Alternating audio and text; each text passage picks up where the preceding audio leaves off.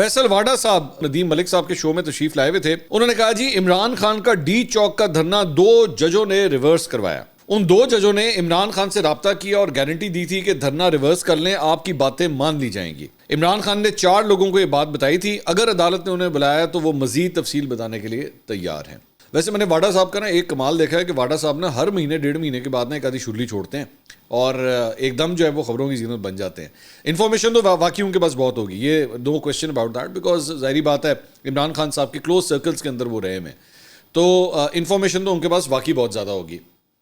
लेकिन उस इन्फॉर्मेशन को ऑथेंटिकेट किस तरह किया जाएगा, ये सबसे बड़ा सवाल है। और ये जो जज उन्होंने कहे, उन्होंने साथ ये भी कहा कि एक जज जो है वो अभी भी सुप्रीम कोर्ट में मौजूद है।